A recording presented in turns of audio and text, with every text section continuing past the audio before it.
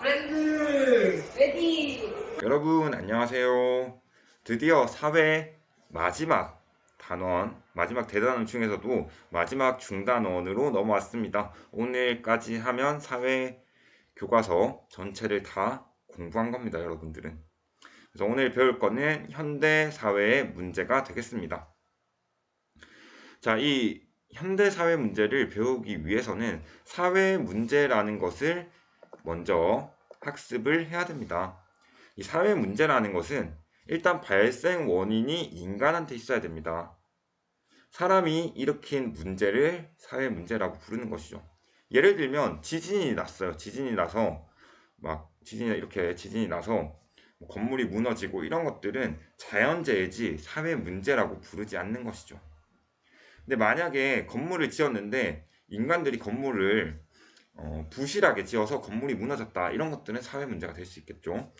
자, 두 번째 조건은 많은 사람들이 바람직하지 않다고 판단을 해야 됩니다.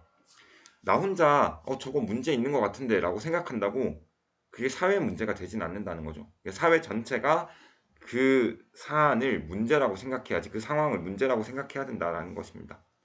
그리고 많은 사람들이 해결해야 된다라고 생각하는 것, 그런 것들, 이 세 가지 조건이 맞춰지면 그것을 사회 문제라고 볼 수가 있습니다.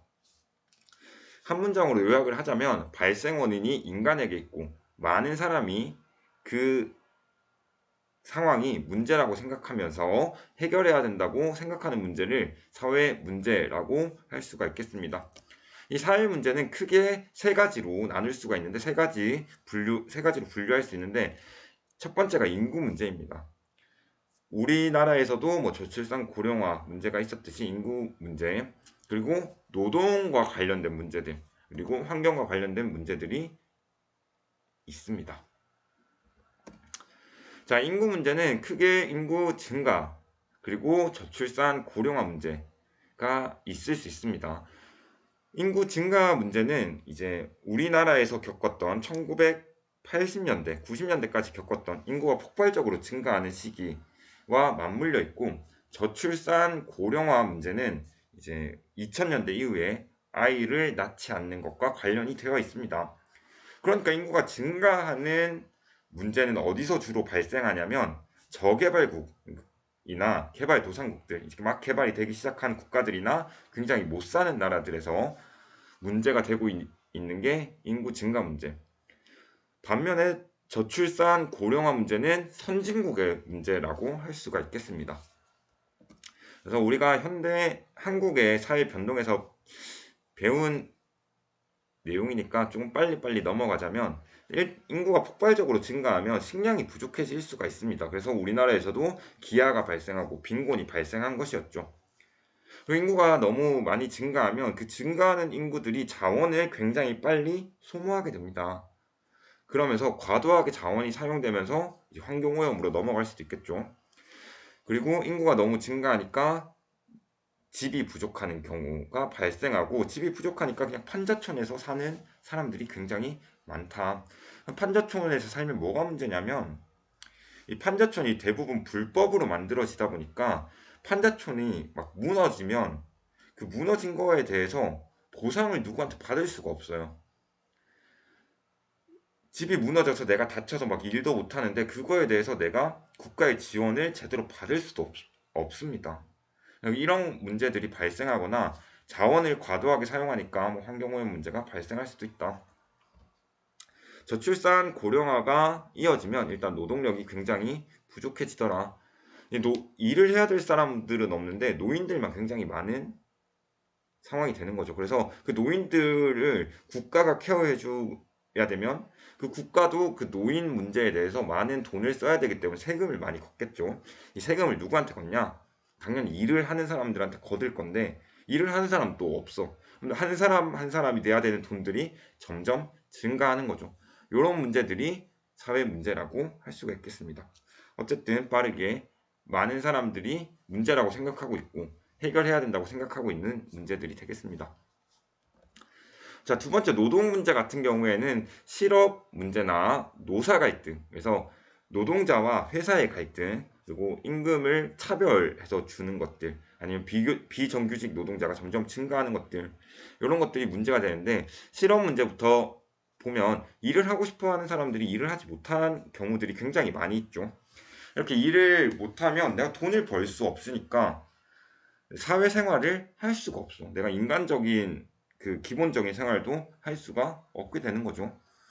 노사 갈등 같은 경우에는 노동자와 회사와 갈등이 있는 거죠. 노동자는 조금이라도 더 회사한테 월급을 받고 싶어 하고, 조금이라도 더 복지 제도를 원하고. 근데 회사 입장에서는 월급을 많이 주거나 아니면 복지 제도를 늘리면 회사 이익이 그만큼 줄어드는 것이기 때문에 해주기가 어렵겠죠. 그럼 서로 갈등이 발생할 수 있다. 자, 임금 격차 문제는 비정규직이나 정규직이 같은 일을 하는데도 불구하고, 여자와 남자가 같은 업무를 하는데도 불구하고 임금을 다르게 주더라. 그럼 비정규직, 정규직 간의 갈등이 발생할 수 있고, 여자와 남자 간의 갈등도 발생할 수가 있겠죠. 이렇게 임금을 차별해서 주는 것들, 그런 것들이 노동 문제에 해당이 된다고 할 수 있겠습니다. 자, 비정규직 노동자 마찬가지입니다. 이 비정규직 노동자는 내가 언제 잘릴지 모르는 사람들입니다. 그러니까 불안 속에서 삶을 살아가야겠죠. 이런 것들 역시나 노동 문제에 포함이 된다고 할 수 있겠습니다. 자, 세 번째 환경 문제는 뭐 대기 오염, 수질 오염, 토양 오염, 지구 온난화 이런 것들이 있는데, 이런 것들 뭐 다 한 번에 묶어서 환경 오염이라고 보시면 되겠죠. 다양한 환경 오염으로 생태계가 점점 변화하고 있더라. 지구온난화 같은 경우에는 지구 평균 기온이 상승하는 것이다. 그래서 이 지구온난화로 인해서 우리가 예측할 수 없는 다양한 변화들이 아주 많이 나타나고 있죠. 자, 뭐 예를 들어서 이 지구온난화로 인해서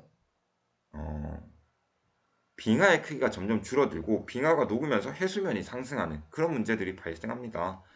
선생님 또 영상 하나를 갖고 왔는데, 1980년대부터 이제 2000년대까지 빙하가 점점 녹아가는 과정을 나타내는 그림입니다. 영상입니다. 그래서 빙하가 처음에는 바다 끝까지 가장 차 있다가 점점 녹아서 이제 맨 땅이 더 많아지는 그런 상황이 되죠. 자, 이렇게 빙하가 녹아서 해수면이 상승하면 섬들이 잠길 수가 있습니다. 이렇게 섬들이 잠기면 왕국 하나가 없어질 수도 있고요. 사람들이 여기 살다가 또 다른 데로 이주를 해가야 되고, 사람들이 살 곳이 점점 줄어들기도 하고 생활의 터전을 잃게 되겠죠. 또 지구온난화가 있으면서 이 산호초들이 백화하는 현상이 많이 발생합니다. 산호초가 이렇게 아름답게 있었는데 이게 다 하얀색으로 변하면서 죽어버립니다. 산호초가 죽으면 그 산호초 속에서 산호초의 도움을 받으면서 살고 있던 물고기들이 죽게 되고, 결국 그 물고기들을 먹는 상위 포식자 물고기도 죽고 결국 인간한테까지 문제가 올 수 있다. 영상은 학교에서 보여주도록 하겠습니다. 자, 이런 사회 문제를 해결해야겠죠. 이 인구 문제부터 해결하는 방법을 좀 보자면, 인구가 증가하는 거를 해결하기 위해서는 일단 식량 생산 늘려야겠죠. 기아가 발생하면 안 되니까. 그래서 경제를 개발해서 물질적으로 풍요로운 삶을 좀 만들어 놔야 된다. 그리고 아까 말했던 출산 억제 정책 같은 가족 계획을 통해서 출산율을 낮추는 방법이 있고요. 저출산 고령화를 좀 해결하기 위해서는 국가에서 도움을 많이 좀 줘야겠죠. 그래서 출산이나 육아를 장려하는 정책을 펼치고, 그래서 출산 장려금을 주거나 육아를 국가에서 맡아서 해주거나 이런 것들, 직장생활, 가정생활을 병행할 수 있는 제도를 만들어야 된다. 자, 노동 문제를 해결하기 위해서는 일단 실업 문제를 해결하려면 일자리를 많이 만들어야겠죠. 일자리를 많이 만들어야 되니까 기업들이 일자리에 투자를 좀 많이 확대를 하면서 일자리를 만들어내야 된다.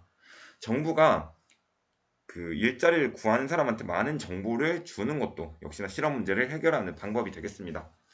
이 노사 갈등은 노동자와 회사와의 갈등이라고 했습니다. 자, 이런 갈등을 해결하기 위해서는 일단 공동체 의식이 먼저 생겨야 됩니다. 노동자들이 회사로부터 월급을 받는데 그 받는 월급들이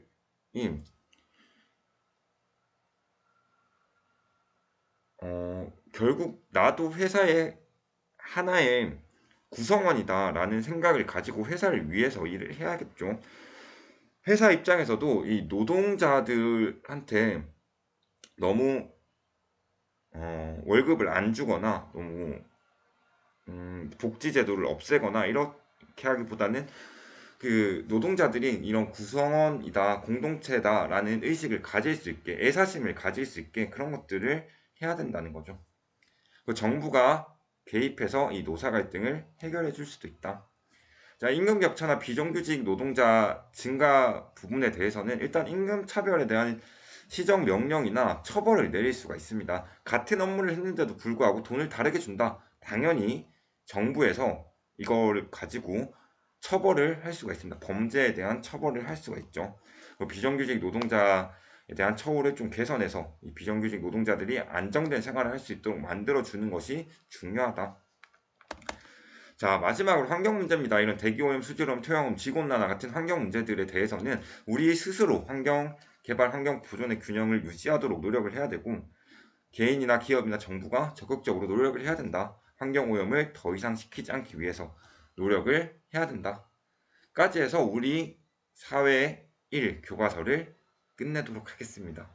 여러분 1년 동안 수고하셨고 많은 것들을 배워가는 사회 시간이었으면 좋았겠습니다. 여기까지 마지막 수업 끝내도록 하겠습니다.